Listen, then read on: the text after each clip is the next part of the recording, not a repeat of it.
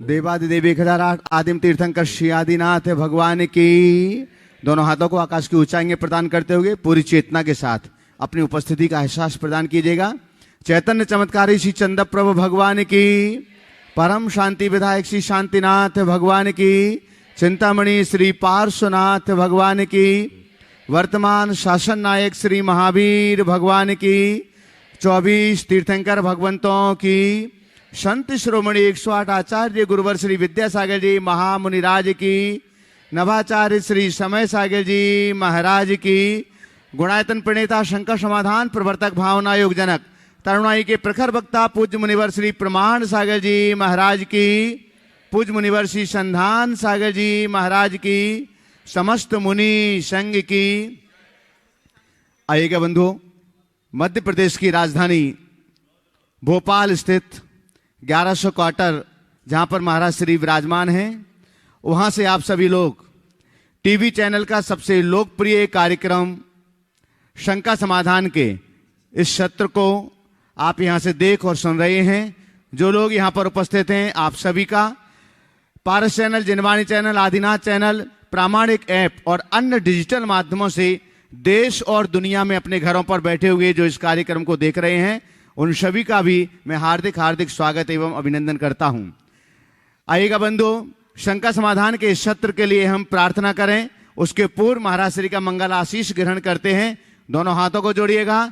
आपके लिए भी मंगल आशीष की छांव मिले और आपके माध्यम से देश और दुनिया में चैनल के माध्यम से इस कार्यक्रम को देखने वाले सभी सुधी श्रोताओं के लिए भी मंगल आशीष की छांव प्राप्त हो। हे महाराज श्री, नमोस्तु नमोस्तु नमोस्तु, इच्छामी इच्छामी इच्छामी।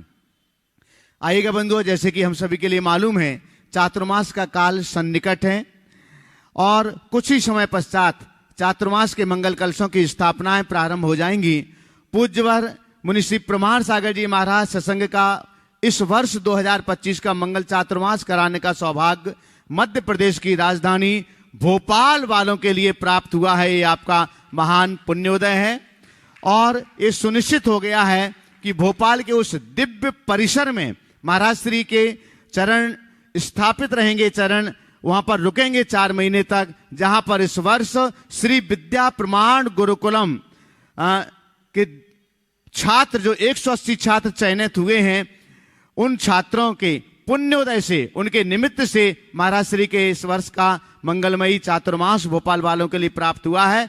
तो श्री विद्या प्रमाण गुरुकुलम परिसर और आचार्य श्री विद्यासागर प्रबंध विज्ञान संस्थान में महाराज श्री का मंगल प्रवेश होगा 6 जुलाई रविवार को प्रातः 8 बजे। महाराज श्री का मंगल प्रवेश श्री विद्या प्रमाण गुरुकुलम अवधपुरी भोपाल में होगा। आप सभी लोग समय पर पधारें।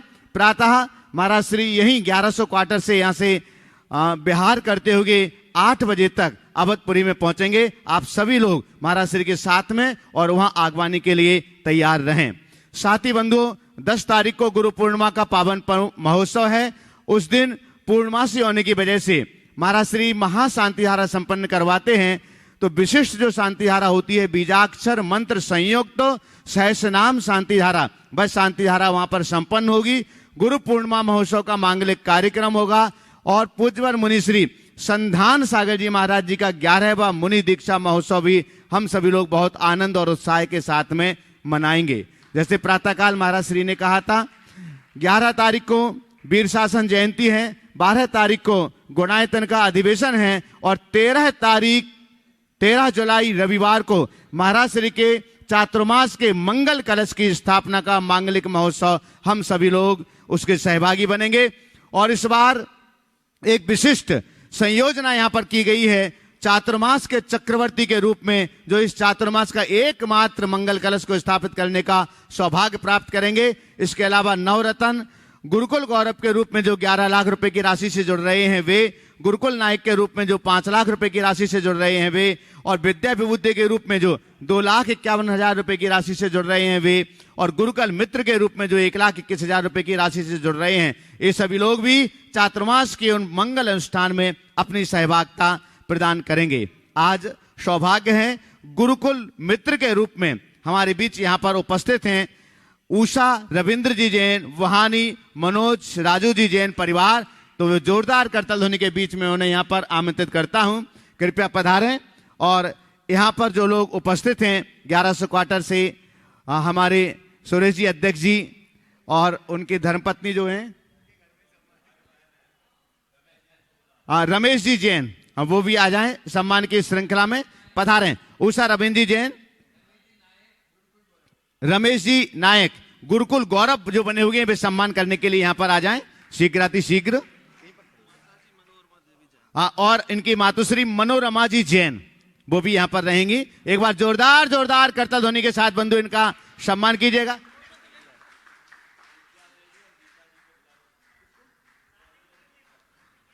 विद्या जी और गीता जी सम्मान के लिए यहां पर आ जाएं, महिला सम्मान के लिए जिनके भी नाम ले रहे हैं यहां पर पधारेंगे। बंधु, तो आप भी अपनी चंचला लक्ष्मी का सदुपयोग करते हुए श्री विद्या प्रमाण गुरुकुलम से जुड़ सकते हैं। एक बार पुनः आपके लिए बतला दूं, इस वर्ष के चातुर्मास सिर्फ धर्म प्रभावना के लिए नहीं, धर्म प्रभावना तो होगी, वो पुण्य तो आपको मिलेगा ही मिलेगा, लेकिन आप उन 180 मेधावी विद्यार्थियों के लिए जिनकी संपूर्ण शिक्षा निःशुल्क प्रदान की जा रही है, उन बच्चों के लिए ज्ञान दान में भी आप सहयोगी बन सकेंगे और गुणायतन से भी जुड़ने का पावन सौभाग्य आपके लिए प्राप्त हो सकेगा। बंधु, एक बार इन सभी के लिए जोरदार करतल ध्वनि से इनका सम्मान कीजिएगा। और आज जिन्होंने अपनी चंचला लक्ष्मी का सदुपयोग करके गुणायतन परिवार से जुड़ने का सौभाग्य प्राप्त किया है, हम उनके नाम की घोषणा यहां पर कर रहे हैं। अगर यहां पर उपस्थित हैं तो कृपया वे पधारेंगे। आज गुणायतन से सूत्रधार के रूप में जुड़ रहे हैं श्रीमती शांति देवी जैन, श्री दिनेश कुमार जी, श्रीमती अनीता जैन गंगवाल, जम्बू सोनू जैन, तुषार प्रियंका जैन, सवाई माधोपुर राजस्थान से। तो एक बार जोरदार करतल ध्वनि से उनका सम्मान कीजिएगा। ये गुणायतन से ऑनलाइन गुणायतन परिवार में सम्मिलित हो रहे हैं। साथ ही गुणायतन से आज संस्थापक सदस्य के रूप में ऑनलाइन ही जुड़ रहे हैं श्री जिनेन्द्र कुमार, श्रीमती प्रतिभा जी जैन, जयपुर राजस्थान से। जोरदार करतल ध्वनि से इन दोनों का सम्मान करें। आपकी तालियां चैनल के माध्यम से उनके पास तक पहुंच रही हैं। और आइए इसी के साथ हम पूज्यवर मुनि श्री संधान सागर जी महाराज जी के श्री चरणों में नमोस्तु पूर्वक आगे के सत्र के लिए निवेदन करते हैं। हे महाराज श्री नमोस्तु। चलते हैं गुरु चरणों में। यह है आज का संकट समाधान का सत्र। ओम। अपन प्रारंभ करें और प्रथम प्रश्न के लिए इसके बोलो। ओम। प्रथम प्रश्न के लिए अहमदाबाद से संदीप जी पाटनी पूछ रहे हैं नमोस्तु पूर्वक, मुनि श्री वर्तमान युग में सच्चा धर्म किसे कहा जा सकता है? देखिए, धर्म तो हमेशा सच्चा ही होता है। धर्म सच्चा और झूठा नहीं होता, धर्मी सच्चा और झूठा हो जाता है। समझ गए? धर्म क्या है? हमारे अंदर की परिणति, हमारी आत्मा का स्वभाव, अंदर की समत्व, वह धर्म है। जैन धर्म में तो वस्तु के स्वभाव को ही धर्म कहा। अब उस वस्तु के स्वभाव को पाने का रास्ता बताने वाले लोग अलग अलग रास्ता बताते हैं। कहने को सभी बताते हैं कि मेरा रास्ता सही है, यह हमें खुद के स्तर पर देख करके चल रहा है। सार में यदि मैं कहूँ तो इतना कह सकता हूँ, जो हमारे दुख का निवारण करे सो धर्म, और हमारे दुख का मूल कारण हमारे अंदर के राग देश मोह रूप विकार।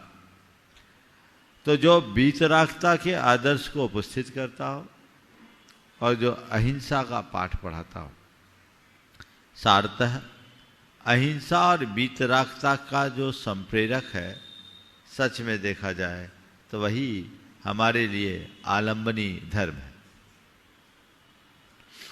नागपुर से रेखा जी भंसाली पूछ रही हैं, जैन धर्म में जीवन की प्राथमिकता का क्या होनी चाहिए, परिवार या आत्मा? फिर से बोलो। जैन धर्म में जीवन की प्राथमिकता क्या होनी चाहिए, परिवार या आत्मा? आत्मा।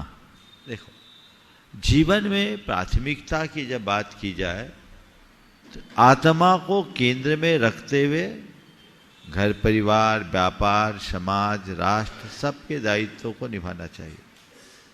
ये जान करके कि मैं कौन हूँ, मेरा क्या है, केंद्र में आत्मा होनी चाहिए, अपनी पहचान होनी चाहिए, खुद की शुद्ध होनी चाहिए। अगर हमने अपने आप को भुला दिया तो हम जीवन में कभी सफलीभूत नहीं हो सकते। तो ये जानना बहुत जरूरी है कि मैं कौन हूँ और मेरा क्या है। जब हम इसे जानकर कोई काम करते हैं तो हमारी जीवन की दिशा और दशा अपने आप बदल जाती है, और इसको भुला करके काम करते हैं तो सब कुछ पलट जाता है। इसलिए केंद्र बिंदु आत्मा को बनाकर आप सब काम करिएगा तो आपके अंदर कर्तृत्व नहीं, मात्र कर्तव्य का भाव होगा, जो जीवन में एक अतिरिक्त प्रसन्नता, आनंद की अनुभूति देगा। रांची झारखंड से विनोद जी जैन नमोस्तु पूर्वक पूछ रहे हैं, भगवान के प्रतिमा पूजन से क्या आत्मा का कल्याण होता है? यदि होता है तो वो कैसे? भगवान की प्रतिमा के पूजन से आत्मा का कल्याण होता है,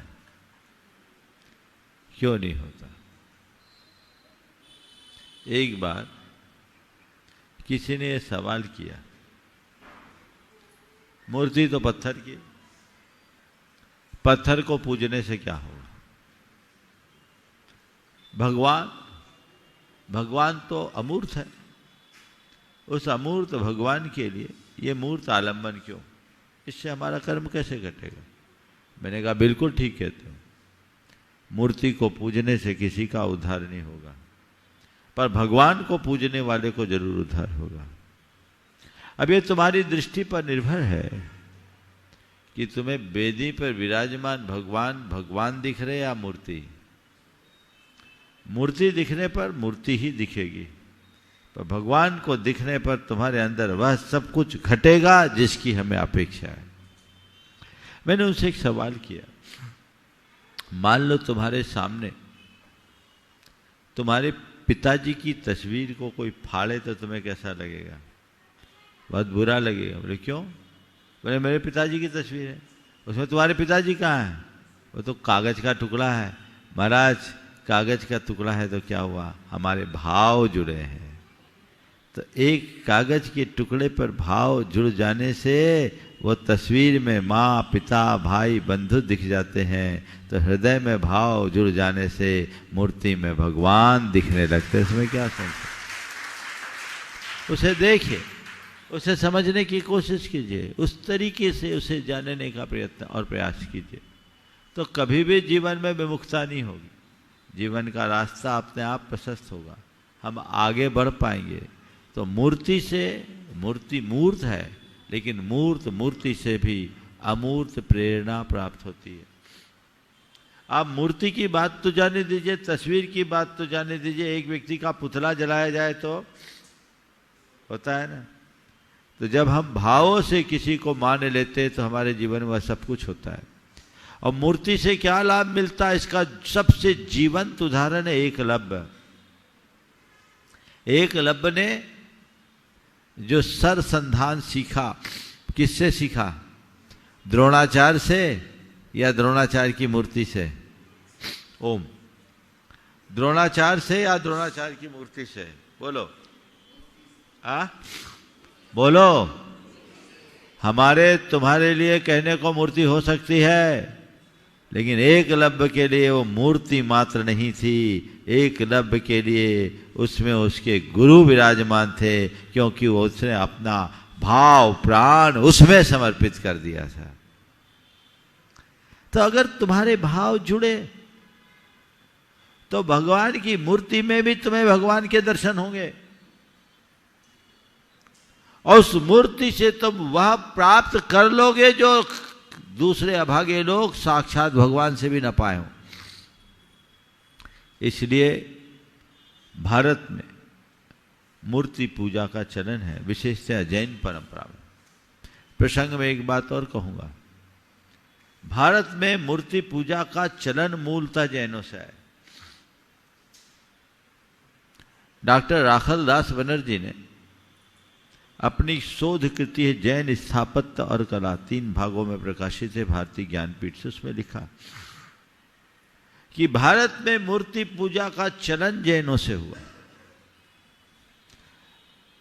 वेद पूर्व काल प्राग वैदिक काल से भारत में तीर्थंकरों की पूजा अर्चा होती थी। हड़प्पा के उत्खनन से प्राप्त जो नग्न मानव धड़ है वो इस बात का सबल प्रमाण है।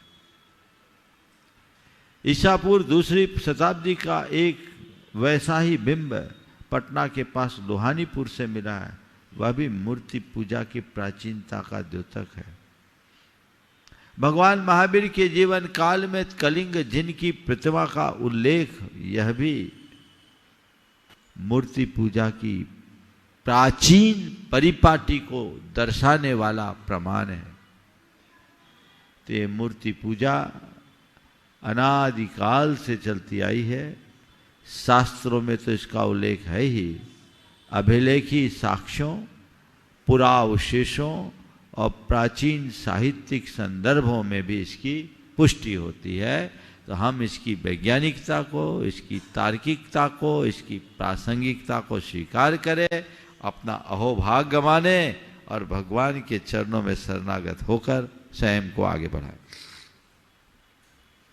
राजेंद्र जी चतुर्वेदी पुणे से पूछ रहे हैं, भावना योग साधना किस उम्र से प्रारंभ कर सकते हैं?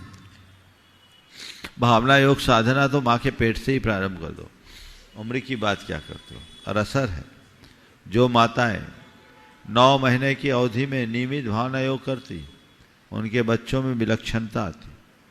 अभी 3 दिन पहले एक बच्चा आया, एक परिवार लेके आया, बोले ये बच्चा महाराज आपकी आवाज़ सुनते ही शांत हो जाती। और नियमित उसकी माँ ने भावना योग किया, आवाज़ सुनते ही शांत। अंतर आता है। तो भावना योग तो जब जागो तभी सवेरा है। हर उम्र से करे, बचपन से भी करे और बड़े भी करे, बूढ़े भी करे, जवान भी करे। ये इसकी सबको ज़रूरत है। जब आपको समझ में आ जाए तब करें। बीकानेर राजस्थान से अशोक जी लाटा पूछ रहे हैं, क्या मरण स्मरण करना जीवन में भय उत्पन्न नहीं करता? बिल्कुल ठीक है। एक बार मुझसे एक पत्रकार ने पूछा, महाराज जी आप लोग जीवन नश्वर है, जीवन नश्वर है, जीवन नश्वर है, कभी भी मौत आएगी, मौत आएगी, मौत आएगी, इससे डरा कर भय उत्पन्न करके जीवन का रस ही नष्ट कर देते हैं। हमने कहा नहीं, ऐसी बात नहीं है। मृत्यु के विषय में जानकारी देना, इसका मतलब जीवन से भागना नहीं है। मृत्यु की अपरिहार्यता को स्वीकारना है। और मृत्यु बोध जीवन से पलायन, मृत्यु बोध जीवन से पलायन नहीं, जीवन का अभिनंदन है। वो कैसे? वो इसलिए कि भाई तेरे पास अब कोई भरोसा नहीं कब तुम्हारे जीवन का अंत हो जाए, कोई ठिकाना नहीं कौन सी सांस तुम्हारी आखिरी सांस हो जाए। इसलिए सजग रहो, सतर्क हो जाओ और जो करने योग्य कार्य है उसे प्राथमिकता से कर डालो। आप सबका एक अनुभव है, परीक्षा होती 3 घंटे का समय रहता है, बीच में भी घंटियां बजती कि नहीं? पहली घंटी बज गई, दूसरी घंटी बज गई, तीसरी घंटी बजेगी। क्यों बजाई जाता है? इसलिए कि पेपर छोड़ के भाग जाओ। वो घंटी क्यों बजाई जाती है? वो आपको अलर्ट करने के लिए, भैया जाग जाओ, सावधान हो जाओ, टाइम तुम्हारा निकल रहा है। जो कंपलसरी पेपर उसको पहले कर दो, कंपलसरी क्वेश्चन उसको कर दो, कहीं ऐसा ना हो कि मेन प्रश्न ही छूट जाए, मेन क्वेश्चन छूट जाए। इसीलिए ना, बोलो, उससे जो अवेयर हो जाता है, फटाफट फटाफट काम निपटाता है, वो परीक्षा में उत्तीर्ण हो जाता है। ऐसी मृत्यु का बोध कराना हर पल घंटी बजाने जैसा है। बेटा सावधान हो जा, कोई भी पल जीवन का आखिरी पल बन सकता है।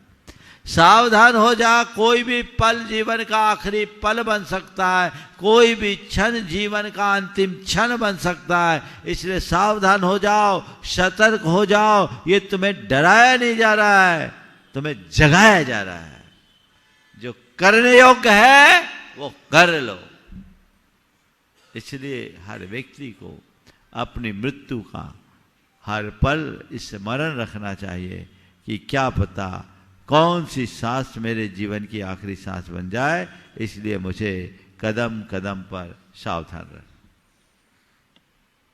सुरभि जैन कोलकाता से पूछ रहे हैं, ध्यान और स्वाध्याय में क्या अंतर है?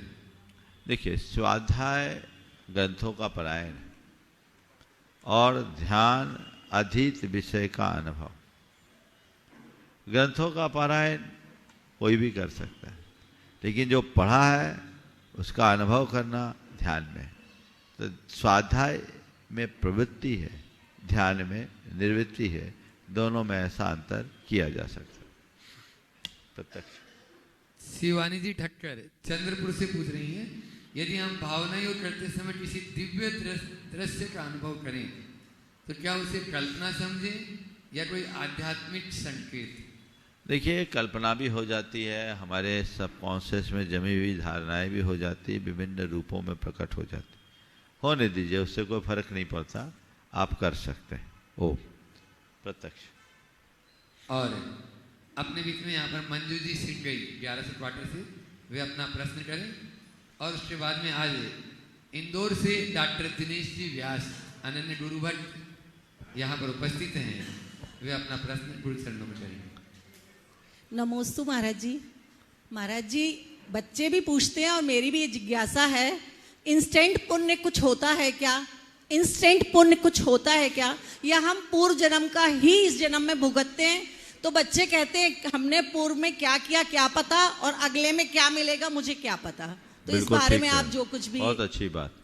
देखिए, कल मैंने गोहिल साहब के सवाल के उत्तर में इस बात पर प्रकाश डाला था। आज आपने उसी सवाल को दूसरे संदर्भ में पूछा है। मैं आपसे कहूँगा, इंस्टेंट पुण्य भी होता है यदि तदनुरूप पुरुषार्थ करे तो। आपका पुरुषार्थ वैसा होना चाहिए। एक घटना बताऊं। एक सज्जन को अपने व्यापार में भारी नुकसान हुआ। बेटे ने कुछ गलत निर्णय लिए, लंबा चौड़ा नुकसान हो गया, सारा कारोबार ठप हो गया। लाखों रुपया का दान करने में सक्षम व्यक्ति 10-5 हजार के लिए मोहताज हो गया। उसने क्या किया? समझ लिया ये अशुभ कर्म का उदय है, अपना सारा ट्रांजैक्शन बंद कर दिया। था ही नहीं व्यापार क्या करता। उसके नगर में, गांव में 7 मंदिर थे।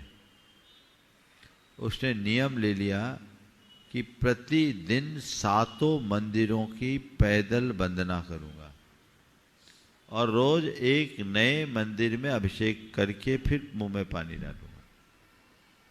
वो आदमी प्रतिदिन सुबह से निकलता, 10:30-11 बजे तक घर लौटता, 46-47 टेम्परेचर में, गर्मी में, तब मुंह में पानी डालता। उसका नित्य का एक क्रम था। आप सुनकर आश्चर्य करेंगे। कोई 3-4 महीने बीते।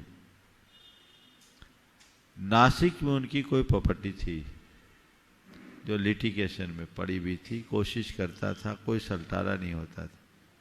सामने वाला चला करके आ गया, कॉम्प्रोमाइज हो गया और उसमें उनको मोटी रकम मिल गई। इतना ही नहीं, इसी भोपाल में एमपी नगर में उनकी कोई प्रॉपर्टी थी जिसका उनको कोई पता नहीं था। उनके पिताजी ने कभी खरीदी होगी पीसी सेठी के टाइम में। उनके पास दलाल का मैसेज आया, भैया ये प्लाट तुम्हारा है, इसको सल्टाना है तो सल्टा लो, लेवाल खड़ा।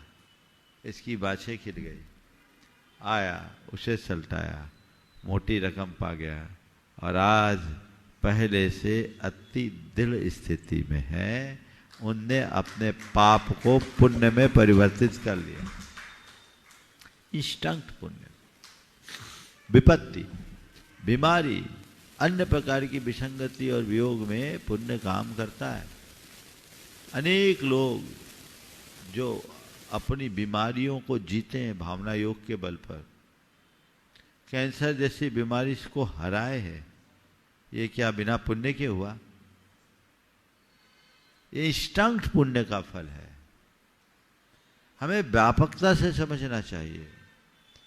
पुण्य का तात्कालिक फल भी मिलता है, पारंपरिक भी मिलता है।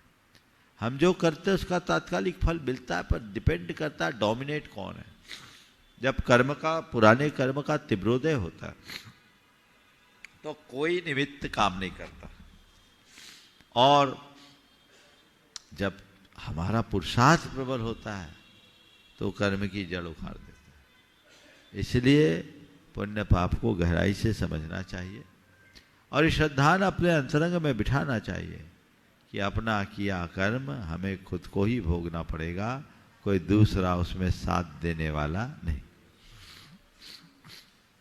अपने बीच में इंदौर से डॉक्टर दिनेश जी व्यास, वे अपना प्रश्न करें और मैं चाहूँगा एक बार जोरदार ताली के साथ उनका स्वागत अभिनंदन कर दें, और उनके साथ में जो उनके साथी आए हैं वे भी साथ में हो जाएंगे, और उसके बाद में तैयार रहेंगी खड़े हो जाओ। जॉइंट कमिश्नर गीता जी जैन। नमस्ते जॉइंट कमिश्नर गुरुवर। ये नहीं है तो फिर ऐसा क्यों बोल रहे हैं? चलो चलो ठीक है, हाँ बोलो। नमस्तो गुरुवर। क्या किसी गुरु की ओम शांति। क्या किसी गुरु की पीछी बदलने पर क्या जैन धर्म का व्यक्ति पीछी प्राप्त कर सकता है, या गुरु से कोई आस्था रखते हुए कोई भी पीछी प्राप्त कर सकता है? बिल्कुल कोई भी पा सकता है, बस पीछे के लिए पीछे लगने की जरूरत। जो लग जाए कोई भी ले सकता है, ऐसा कोई नहीं है, और पुरानी और नई सब मिल सकती है, दोनों व्यवस्थाएं। मैं चाहूँगा डॉक्टर व्यास जी का एक बार जोरदार अभिनंदन कर लें। ये वैयावृत्ति में बहुत समर्पित एक अच्छे आयुर्वेद के चिकित्सक हैं, इंदौर के बड़े प्रतिष्ठित, और इनकी अपनी एक विधा है, और अभी केवल दर्शन लाभ लेने के भाव लेकर आए।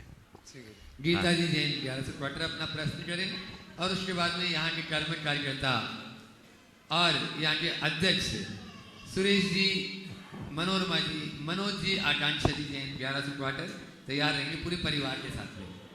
महाराज जी के चरणों में तिरुवार नमोस्तु। महाराज जी, जब से आपका आगमन मतलब हम आपसे मिले हैं तब से हमारे जीवन में सभी कुछ अच्छा ही हो रहा है। हम तो पक्के मुमुक्षु थे, हमें तो कुछ जानकारी नहीं थी, पर आपके आने से हमें काफ़ी कुछ अब समझ में आने लगा है।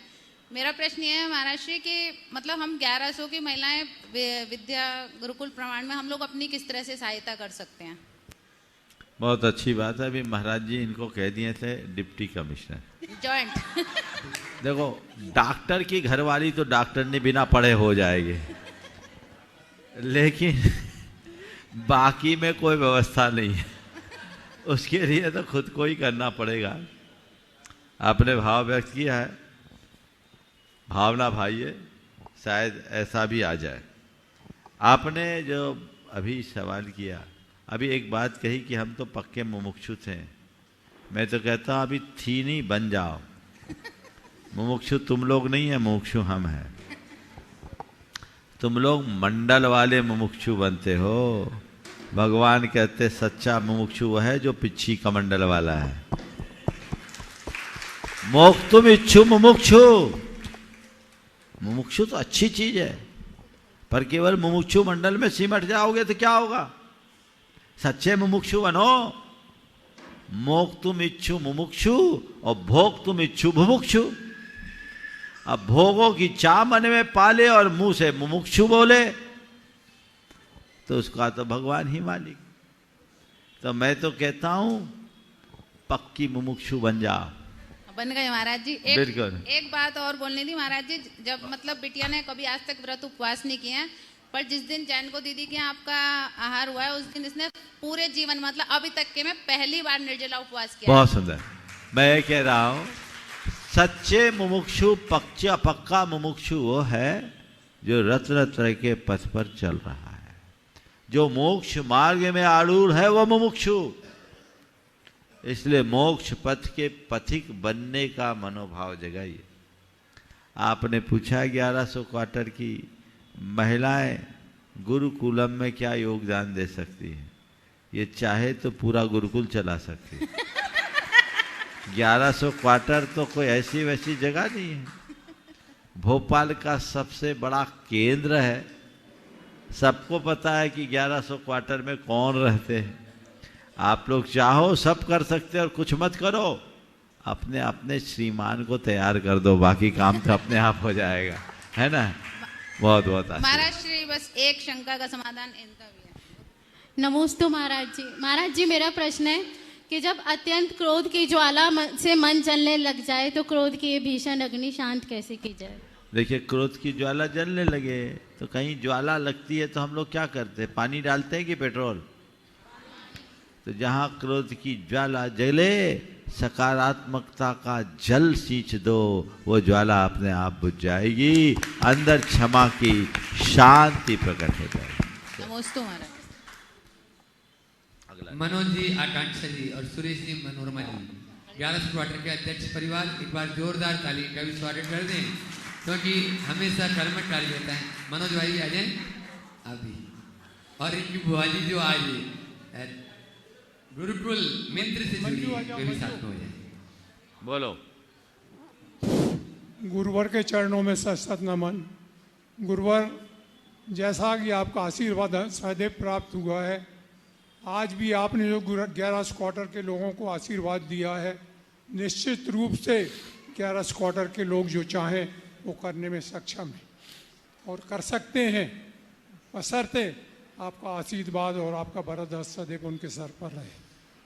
गुरुवर, मेरा प्रश्न यह है कि दीर्घायु जीने के लिए मनुष्य को, खास तौर से जब 60 और 70 की उम्र पार कर चुका हो, तो क्या प्रयत्न करना चाहिए, किस तरह का व्यवहार करना चाहिए, किस तरह का चरित्र रखना चाहिए, उसके धार्मिक संस्कार कैसे होना चाहिए, पारिवारिक संस्कार कैसे होना चाहिए, सामाजिक संस्कार कैसे होना चाहिए, कृपया मार्गदर्शन दीजिए ताकि एक व्यक्ति सुदीर्घ आयु और सत्कर्मों के साथ जी सके। बहुत ही उपयोगी सवाल आपने पूछा है।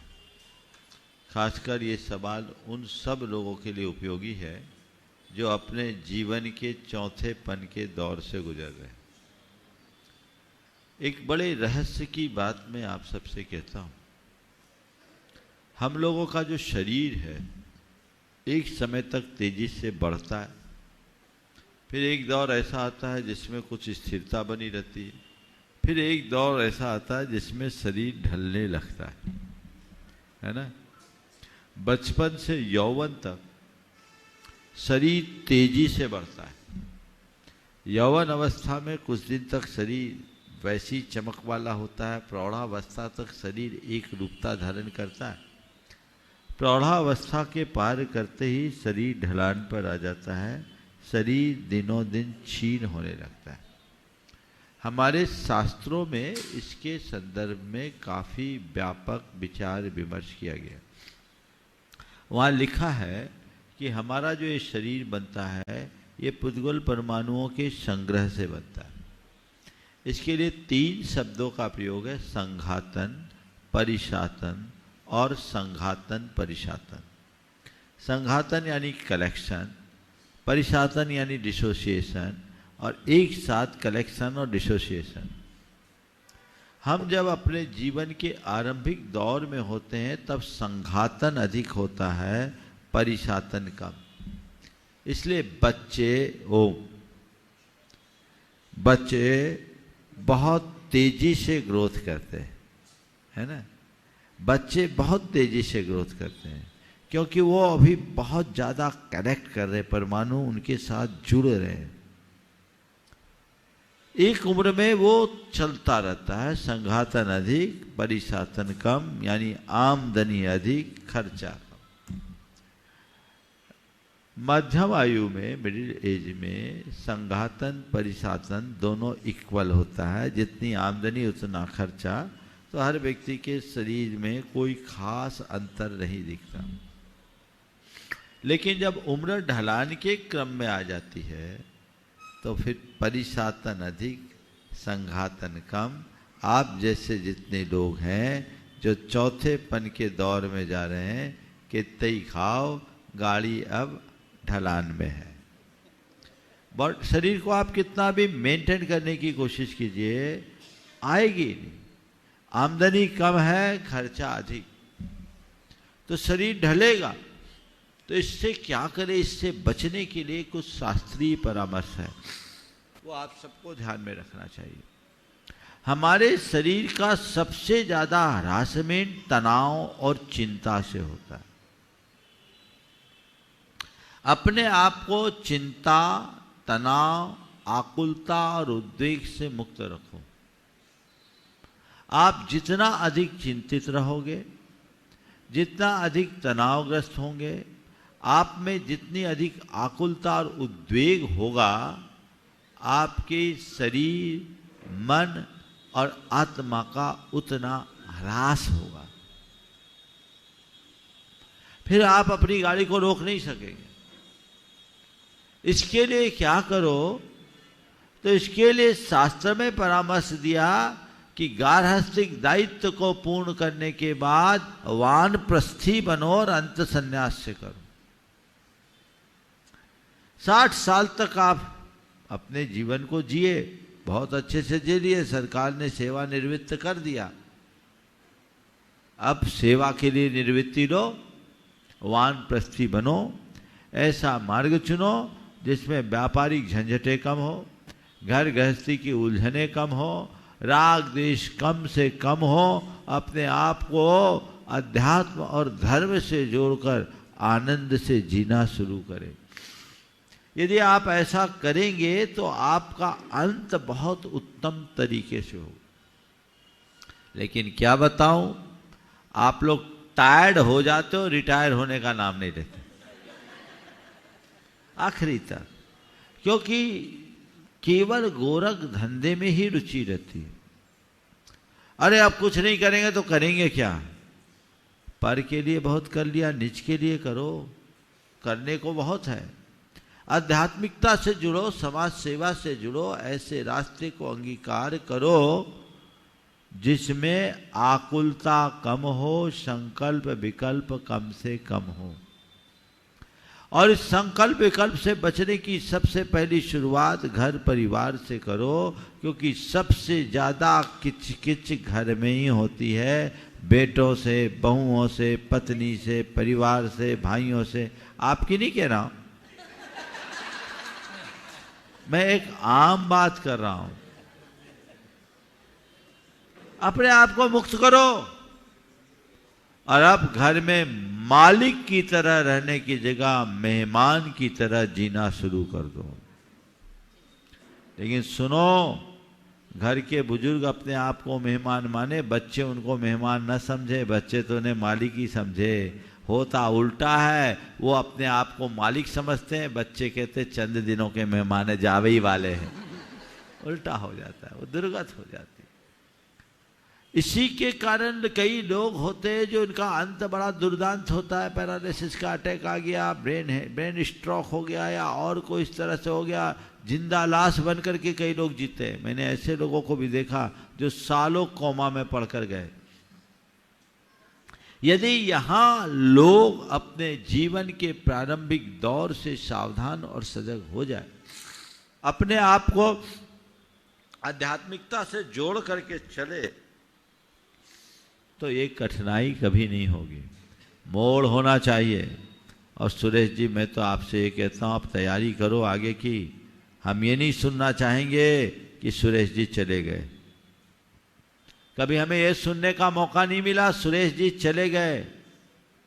हमें मरना नहीं है, हमें देह परिवर्तन करना है, बुद्धिपूर्वक करना है। समाधि मरण का वरण करना है। उसके लिए लक्ष्य जगाओ, लक्ष्य बनाओ, पुरुषार्थ जगाओ, अभी से अपनी तैयारी करो। और सबसे पहली शुरुआत है उसके लिए रात्रि में 4 प्रकार के आहार का परित्याग, जल भी नहीं। पहली शुरुआत, एकदम पहली कक्षा। फिर धीरे धीरे और चीजें वो तो अलग से बता दूंगा।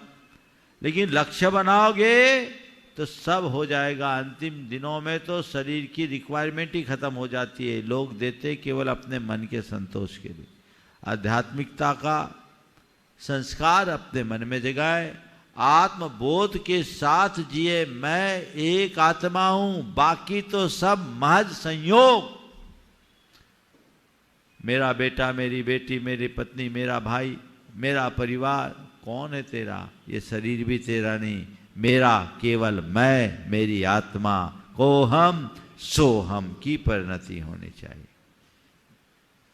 अगर ये भाव अंतर मन में जग गया तो संसार सिमट गया, ऐसा समझना। और ये लक्ष्य प्रत्येक धर्मी जन को रखना चाहिए।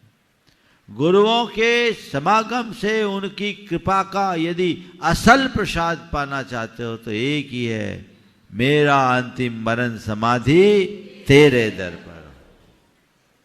ये भाव जगाइए जिससे जीवन का पथ प्रशस्त। आकांक्षा और उसके बाद में तैयार रहेंगे शशि जी टोटिया, बावड़िया कला प्रामाणिक पाठशाला की शिक्षिका भी और पूर्व अध्यक्ष।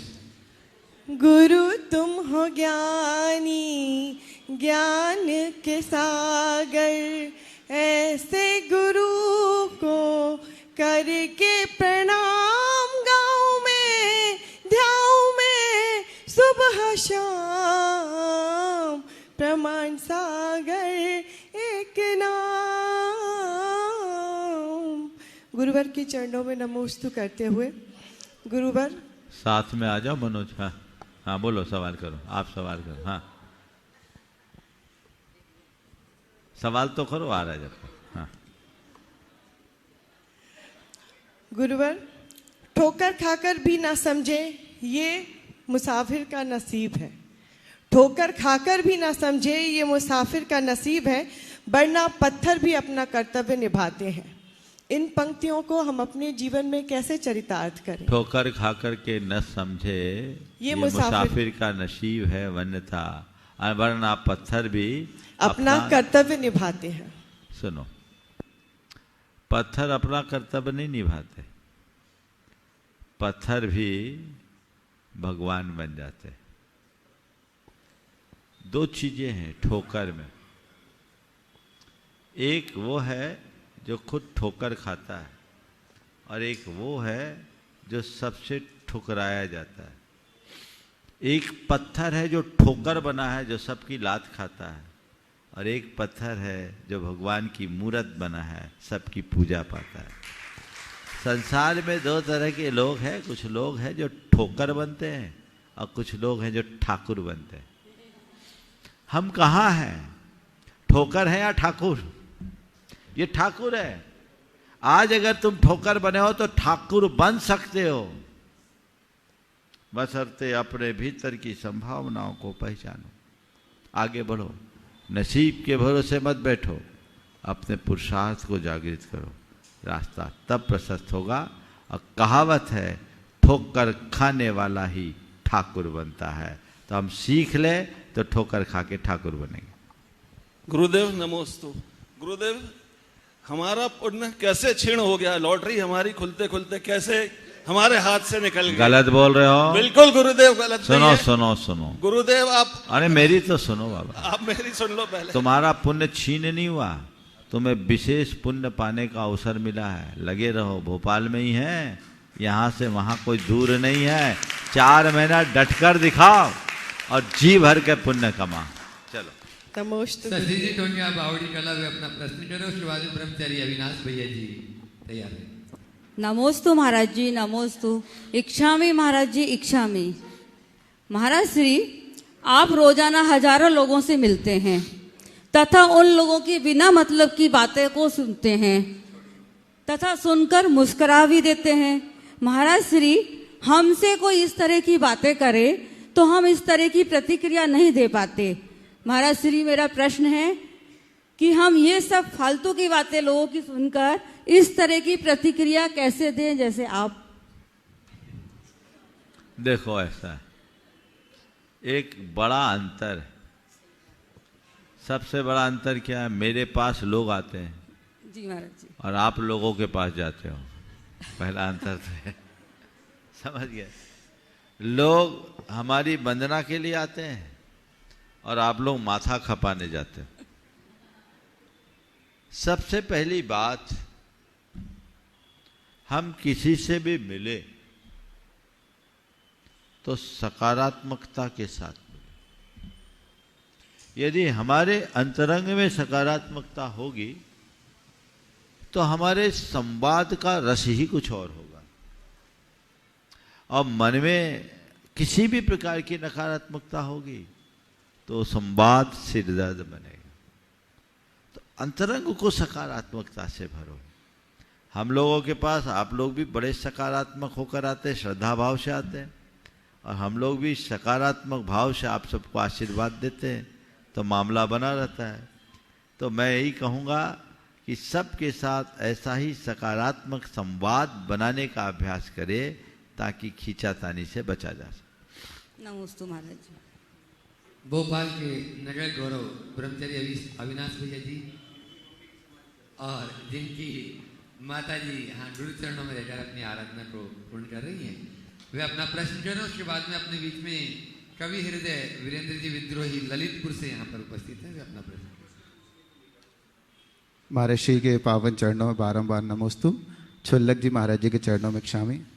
महर्षि, रत्नत्रय की प्राप्ति और चारित्र मोह का क्षय उपशम या क्षय उपशम करने के लिए हमको कैसा सत प्रयास करना चाहिए? देखो, रत्नत्रय की प्राप्ति के लिए केवल रत्नत्रय की भावना भाव, कषाय को मंद करने की कोशिश करो। जितनी प्रगाढ़ भावना होगी, कषाय मंद होगी, कर्म का क्षय उपशम होगा, रास्ता खुलेगा।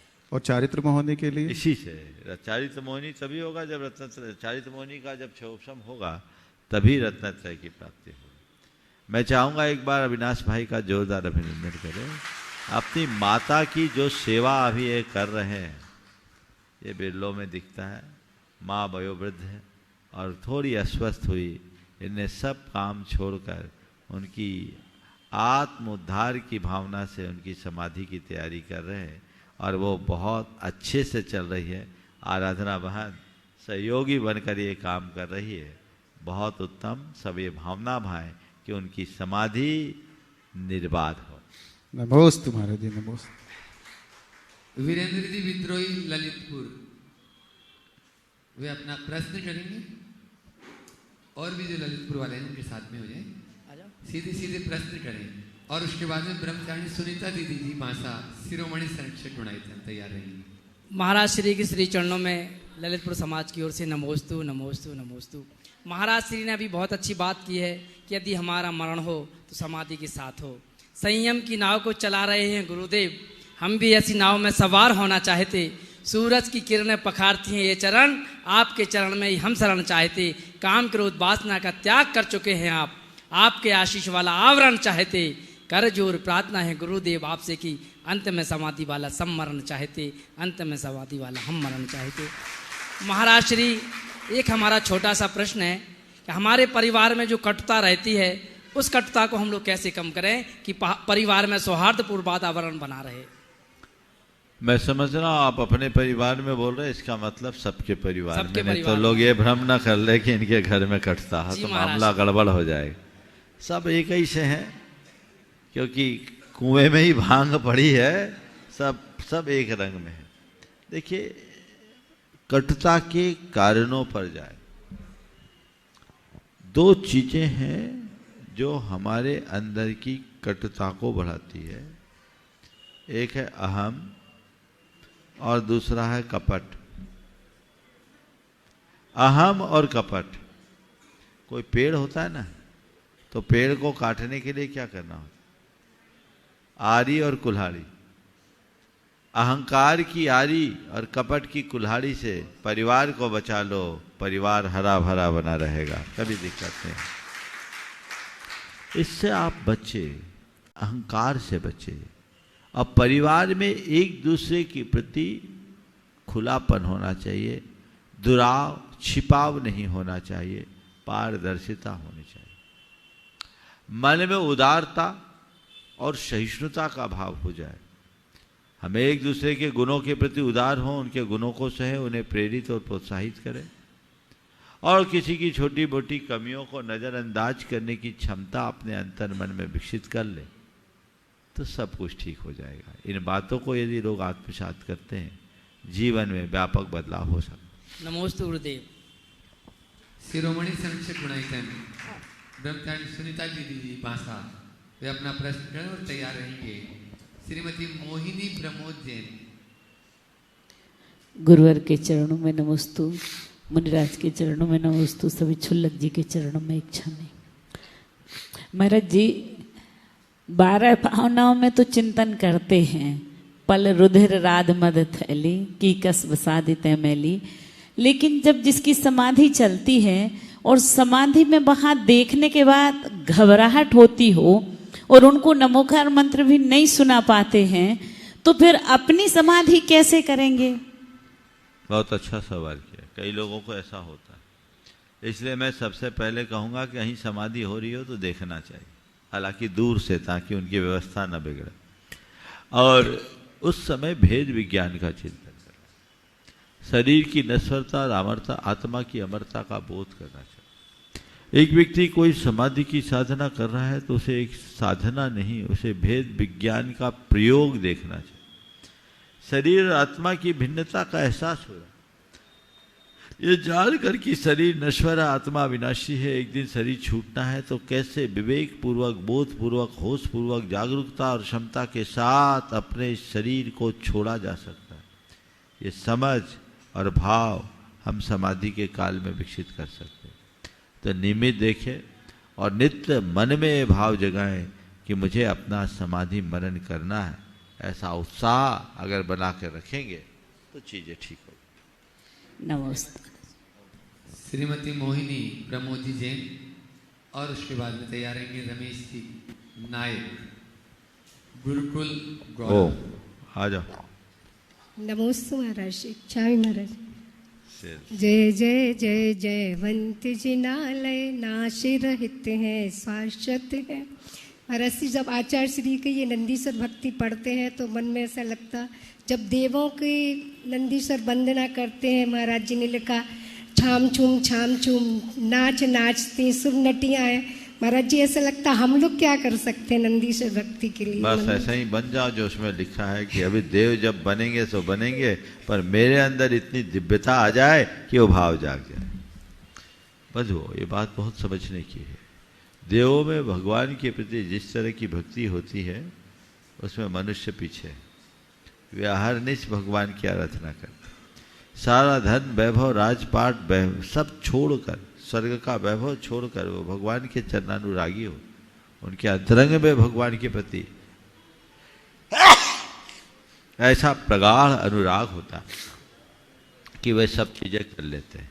इसलिए जब भी करो तो मन में यही भाव कि जब मैं नंदीश्वर जाऊं तो जाऊं, मेरे तो वेदी में विराजमान भगवान ही मेरे नंदीश्वर है, यही मेरे भगवान है। अपने अंदर ऐसा मनोभाव जगाकर हम वह सब कुछ हासिल कर सकते हैं। नमस्ते महाराज। रमेश जी नायक,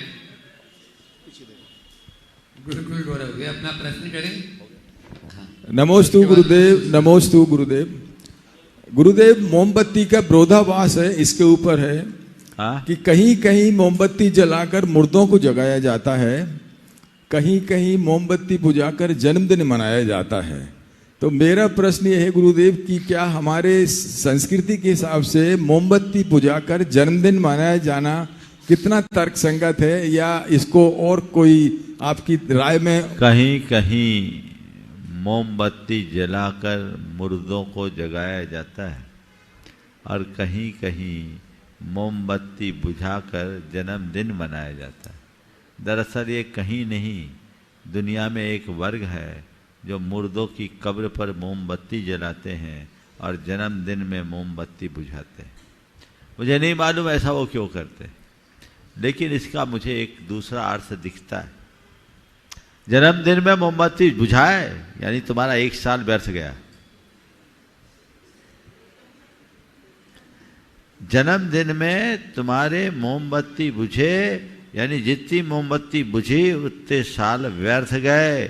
और मुर्दे के ऊपर मोमबत्ती जलाना, इसका मतलब तेरे अंदर का पाप अभी भी जल रहा है बेटा, देखता रहा। समझ ले, भोगना पड़ेगा, कहाँ जाएगा। हालांकि हमारी संस्कृति भिन्न है, तमसो मा ज्योतिर्गमय की संस्कृति है। हम दीप जलाने वाले हैं, बुझाने वाले नहीं। और हम जीवित का अभिनंदन करते हैं, मुर्दे का हमारे यहाँ कोई स्थान नहीं।